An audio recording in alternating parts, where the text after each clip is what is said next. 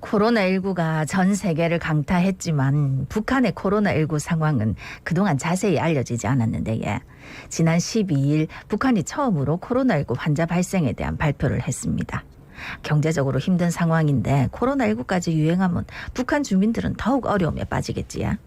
북한을 돕겠다는 의사를 밝힌 몇몇 나라들도 있는데 북한은 지금 어떤 상황인지 진단해 보겠습니다. 예, 인제대 통일학부 진유관 교수 전화 연결돼 있습니다. 교수님 안녕하십니까? 안녕하십니까? 네, 안녕하세요. 예, 북한이 코로나19 환자 발생을 처음 발표한 게 지난 12일입니다. 일주일여 만에 북한의 누적 확진자 수가 197만 명을 넘어섰는데 네. 봉쇄만 한 2년 3개월을 버텨왔는데 북한 주민들의 코로나19에 대한 면역력 취약하다는 건 뻔한 얘기인 것 같기도 하고 왜 이제 발표했을까 이런 생각도 들고요. 어떻게 보십니까? 네, 사실 좀 걱정이 많이 됩니다. 예. 말씀하셨듯이 그동안 북한이 그 환자가 없다 이렇게 얘기를 해왔고 예, 또 중요한 거는 백신 주사를 못 해왔었지 않습니까? 네. 그렇죠. 그런 상황에서 발병했기 때문에 상당히 우려되는 상황인데요.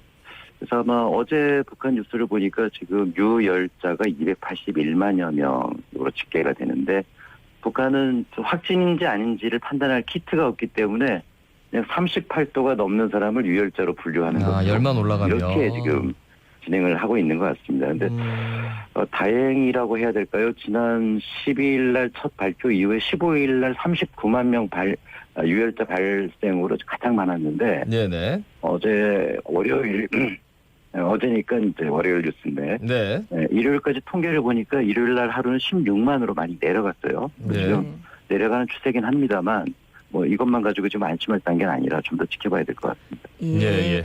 안개도 여쭈려고 했는데 이제 확진자라는 표현을 안 쓰고 유혈자라는 표현을 쓰더라고요. 그게 아마 네. 진단 키트가 없기 때문에 그렇게 하는 겁니까?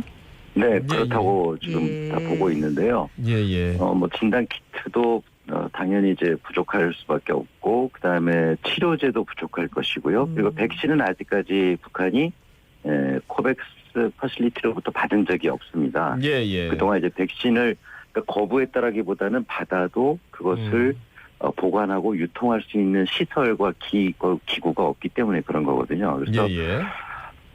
물리적으로는 굉장히 열악한 형편에 있는 게 지금 상황이다. 그렇게 보여집니다.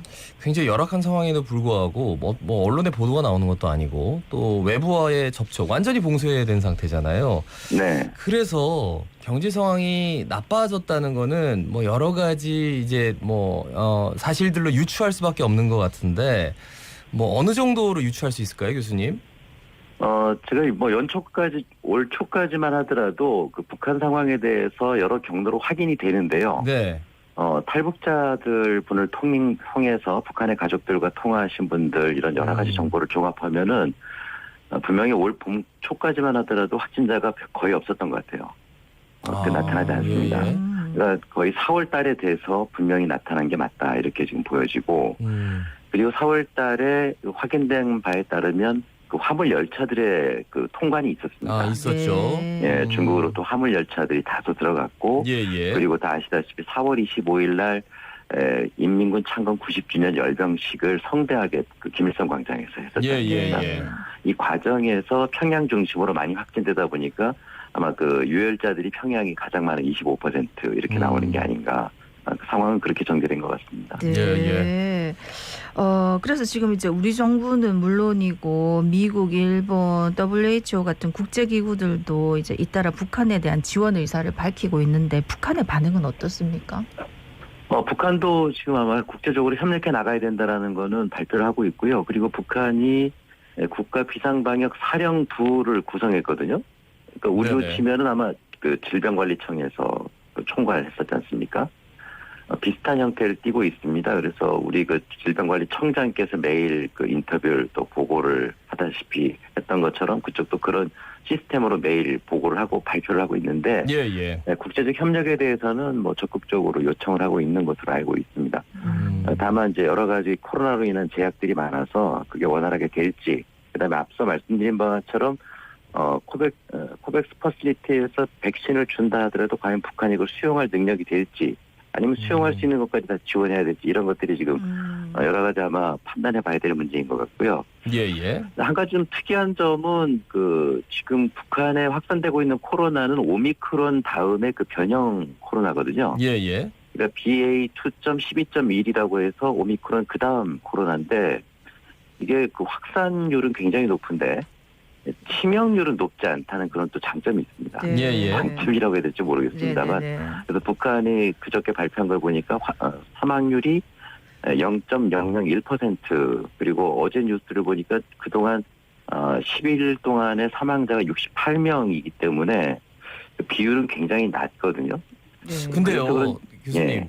그 확진자 키트가 없는데 그냥 사람이 죽었어요. 그러면 코로나19 때문에 죽었는지 아니면은 진짜 뭐 다른 병으로 죽었는지 그 모르는 거잖아요. 그러니까 그렇죠. 그 통계 수치를 우리가 고지고대로 받아들이기가 쉽지 않을 것 같아서 말이죠. 맞습니다. 그 통계치를 고지고대로 받아들일 수는 없는데 그 추세는 우리가 이해할 수 있거든요. 그들이 거짓된 통계나 잘못된 통계를 얘기하더라도 그 통계의 법칙에 따라서 증가하고 줄어드는 건 보이거든요. 예, 추세를 볼 우리는 수 그 있다. 추세를 가지고 판단할 수 있는데 유혈자 중에 총 280만 중에 68명이 사망이기 때문에 예. 사망률은 그렇게 높진 않다라는 거는 어느 정도 받아들일 수 있는 부분인 것 같아요. 그렇다고 심각하지 않다 이건 아니지만 네네. 그래서 그래서 그런지 모르겠습니다만 북한이 당 정치국 회의 이후에 정치국 협의회라는 걸 거의 처음 들어오는 회의인데 그렇지만 세 차례 김정은 위원장이 참여하고 정치국 의원 30여 명하고 계속 토론하고 준비 태세를 또 다지고 있는데 그 장면을 보면은 심각성도 있지만 굉장히 서로 편하게 웃어가면서 얘기를 하거든요. 네. 그래서 이게 아마 그 치명률, 사망률이 적은 것과 관련이 있는지 어떤지 모르겠습니다만 심각성이라는 거는 그 우리가 생각하는 것보다 그렇게 심각한가 이런 부분들도 좀 봐야 될 부분인 것 같습니다. 근데 이제 북한이 오히려 코로나19 위기를 체제 강화의 기회로 삼으려고 한다. 뭐 이런 의견도 있던데 이건 무슨 얘기입니까? 아마 어느 체제나 다 비슷할 거라고 보이는데요. 아무래도 위기가 있으면 또 그 위기를 활용하려고 하는 그런 지도력은 반드시 있기 마련인 것 같습니다. 북한이 늘 과거에도 그래왔듯이. 예. 그래서 코로나를 계기로 김정은 위원장의 어떤 지도력들을 부각시키려고 하는 그런 보도 행태들은 역시 강조되고 있는 것 같습니다. 그래서 지금 약방을 24시간 개방을 했거든요. 네. 한밤중에 김정은 위원장이 하루에 여러 군데 약국을 돌아다니는 그런 장면들, 회의하는 장면 이런 것들을 통해서 아마 지도력을 내부 결속용으로 활용하려고 하는 그런 의도는 분명히 보인다. 이렇게 볼 수 있을 것 같습니다. 그러니까 이제 이렇게 치명률이 낮으니까 발표된 바에 따르면 그러면 이제 기존의 봉쇄 중심의 방역 정책에서 벗어나가지고 이제 전 세계적인 일상 회복 추세에 합류할 수도 있겠네요. 북한이 원하는 거 바로 그런 걸 거라고 보여집니다. 다만 이제 통관 과정에서 몇몇 세관들이 있을 거 아니겠습니까? 중국과의 접경 지역엔 단동과 신의주라든가 그다음에 그 두만강 유역이라든가 여러 가지 세관들이 있을 텐데 아마 경로를 좀 축소해서 과거에 지금 경로들을 다 닫은 북중 국경 1,300km가 다 닫혀 있거든요. 예. 아마 단동하고 지금 최근에도 왕래가 있었다고 보여지는 남포항 평양 바로 옆이죠. 예. 아마 최소한의 세관을 열어서 거기서 이제 검역을 강화하고 의료 물자, 방역 물자를 받아들이는 이런 데 지금 아마 총력을 기울이고 있지 않을까 그렇게 판단을 하고 있는 것 같습니다. 예. 그 바이든 대통령이 우리나라에 와서 뭐 김정은 위원장이 할 말이 있느냐, 헬로우 끝 이렇게 얘기했는데 그만큼 이제 남북 관계가 계속 더 경색되지 않을까라는 생각이 좀 들어가지고 말이죠. 네. 그 앞으로 어떻게 될 거라고 좀 예상하시는지 여쭤볼까요? 네, 지난 한 해를 돌이켜 보면은 그 북한의 요구 사항은 명확했거든요. 네네. 다들 아시다시피 대북 제재를 좀 완화해 달라. 그리고 미국과의 관계를 개선하고 싶다 그런 건데 미국은 거기에 대해서는 어떠한 제안을 하진 않았습니다. 네네. 미국은 조건 없는 대화를 일단 하자. 만나서 얘기를 하자라는 것이고 북한은 그런 걸 풀어줄 수 있는 조건을 가지고 와서 얘기하자라는 것인데 그게 전혀 좁혀지지 않았거든요. 그렇죠.